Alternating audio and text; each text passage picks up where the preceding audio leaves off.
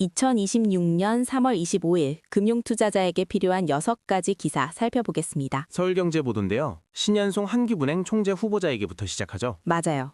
신 후보자가 비은행 금융기관 리스크를 오랫동안 경고해온 학자거든요. 요즘 미국 사모대출 시장이 흔들리면서 그 경고가 다시 주목받고 있어요. 비은행이요. 증권사나 자산운용사 같은 곳이죠. 네, 그걸 NBFI라고 하는데요. 지난해 말 기준으로 국내 NBFI 자산이 6,213조 원에 달해요. 국내 총생산의 약 2.4배 수준이에요. 어마어마하네요. 신 후보자가 특히 우려하는 건 머니마켓 펀드나 채권형 펀드, 레포 자금처럼 유동성이 급격히 빠져나갈 수 있는 구조예요. 담보자산 가격이 떨어지면 여러 기관이 동시에 자산을 팔면서 연쇄 유동성 위기가 터질 수 있다는 거죠. 그걸 보이지 않는 뱅크런이라고 표현했어요. 2022년 레고랜드 사태가 딱 그 사례였잖아요. 정확해요. 비은행발 충격이 시장 전체로 얼마나 빠르게 번질 수 있는지 보여준 케이스죠.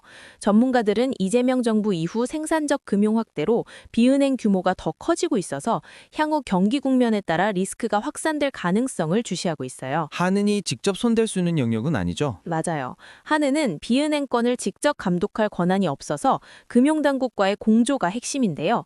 신 후보자가 국제기구와 학계에서 쌓은 신뢰를 활용해 얼마나 실질적인 정책 공조를 이끌어낼 수 있느냐가 관건이라는 평가예요. 취임 이후 행보가 주목되겠네요. 그런데 지금 금리 쪽도 심상치 않죠. 그쵸. 두 번째 기사인데요. 다음 달 회사채 만기가 11조 9,699억 원에 달해요. 12조 가까운 물량이 한꺼번에 돌아오는 거네요. 근데 기업들이 차환 발행을 주저하고 있어요. 중동 전쟁으로 유가가 요동치면서 금리 불확실성이 너무 커진 거죠. 실제로 3년 만기 기준 국고채 금리가 중동 전쟁 발발 이후에만 40베이시스 포인트 넘게 급등했어요. 40bp나요. 거기에 신현송 후보자 매파 성향 분석까지 나오면서 금리 상방 압력이 더 강해진 거군요. 맞아요. AA-급 3년 만기 회사채 금리가 2년 만에 4%대로 올라섰어요. 신한투자증권 분석에 따르면 시장 금리는 이미 두세 달 안에 한 차례 이상 인상 가능성을 반영하고 있다고 해요. 그럼 유가가 얼마나 버티느냐가 핵심이겠네요. 전문가들은 2, 4분기 평균 유가가 배럴당 80달러를 유지하면 한은이 선제 인상은 안 할 거라고 보는데요. 고유가가 지속되면 물가가 3%대까지 오를 수 있어서 최소 한 차례 인상 가능성도 열려 있어요. 당분간 채권 시장 긴장감이 유지되겠군요.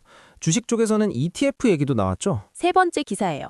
액티브 ETF 시장이 빠르게 커지고 있는데요. 순자산이 98조 원을 돌파하면서 100조 원 시대를 눈앞에 뒀어요. 2년 만에 50조 가까이 불어난 거잖아요. 맞아요. 지금 하나자산운용이 반도체, 방산, AI 하드파워 중심의 K제조업 핵심 기업 액티브 ETF를 상장했고요. 한국투자신탁운용은 반도체, 조선, 방산, 화장품, 컨텐츠 등 10대 수출 산업을 담은 상품을 이달 말 출시할 예정이에요. 단순 분산 투자에서 벗어나 전략적 집중에 베팅하는 구조네요. 그렇죠. 특히 완전 액티브 ETF 도입 논의가 진행 중이에요. 지금은 비교지수와 상관계수를 0.7 이상 유지해야 하는 규제가 있는데 금융당국이 상반기 내에 이 요건을 없앤 상품을 허용하겠다는 방침이거든요. 그럼 운용 자율성이 훨씬 높아지는 거네요. 다만 금감원이 이날 간담회에서 리밸런싱 과정의 시장 충격, 편입 종목 사전 공개로 인한 주가 급등 등 부작용을 경고했어요. 시장이 커질수록 책임도 크다는 거죠. 성장통이 있는 시장이군요. 아까 사모대출 얘기가 나왔는데 월가 상황이 꽤 심각하던데요. 네, 네 번째 기사인데요. 아폴로 글로벌 매니지먼트 사모대출 펀드에 순자산 가치의 11.2%에 달하는 17억 달러 환매 요청이 몰렸어요. 17억 달러면 우리 돈으로 2조 5천억 원 규모잖아요. 그런데 아폴로는 정관 한도인 5%만 돌려줬어요. 블랙스톤, 블루아울, RS 매니지먼트도 마찬가지예요. 환매 요청이 쇄도하는데 다 돌려주지 못하는 상황이 이어지고 있어요. 투자자 신뢰가 무너지는 거네요. 더 심각한 건 아폴로 내부 경고예요. 자산운용 부문 공동대표가 비공개 자리에서 2018년에서 2022년 사이 인수된 기업들 대부분이 실제보다 훨씬 높은 평가액으로 거래됐다고 인정했거든요.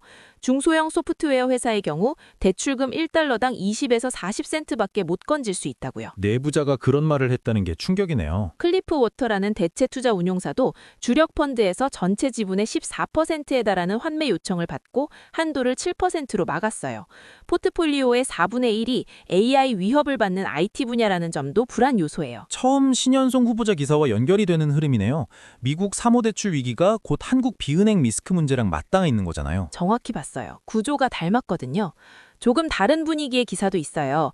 5번째인데요. LNF가 삼성 SDI에 1조 6천억 원 규모의 LFP 양극재 공급 계약을 체결했어요. LFP요? 리튬 인산철 배터리 소재죠? 맞아요. 2027년부터 2029년까지 확정 물량에 이후 3년 추가 옵션까지 포함된 계약인데요. 중국 외 기업으로는 세계 최초 대규모 LFP 양극재 공급 계약이에요. 탈중국 공급망 흐름에서 의미가 크겠네요. AI 데이터 센터 전력 수요가 늘면서 에너지 저장 장치 시장이 급성장하고 있거든요. 시장 조사 업체 전망으로는 글로벌 ESS용 배터리 시장이 2025년 508억 달러에서 2030년에는 1,060억 달러로 2배 가까이 커질 거라고 해요. 삼성 SDI도 최근 미국 에너지 업체와 1조 5천억 원 규모 계약을 맺었고 LG 에너지 솔루션도 테슬라에 6조 원대 LFP 배터리 납품 계약을 했죠. 배터리 소재부터 완성 셀까지 한국 업체들이 ESS 공급망을 빠르게 장악하고 있는 흐름이에요. 마지막 기사는 개인 투자자 얘기죠. 네, 이달 들어 개인이 유가증권 시장에서 26조 2,508억 원을 순매수했어요. 역대 최대 월 순매수 기록을 깰 기세예요. 미국인은 22조 2,577억 원을 팔았고요. 특히 매도 사이드카가 발동된 23일 하루에만 개인이 7조 31억 원을 사들였어요. 역대 단일일 최대 규모예요. 급락을 매수 기회로 보는 심리가 강하네요. 근데 성적은 안 좋아요. 이달 개인 순매수 상위 10개 종목 중 8개가 마이너스 수익률이에요.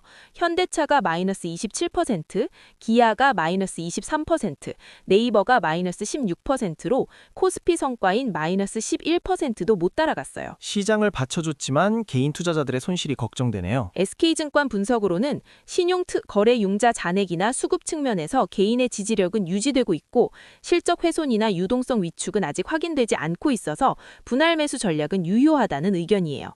다만 외생 변수 대응은 신중해야 한다는 점도 덧붙였고요. 오늘 6개 기사가 다 연결되는 느낌이네요.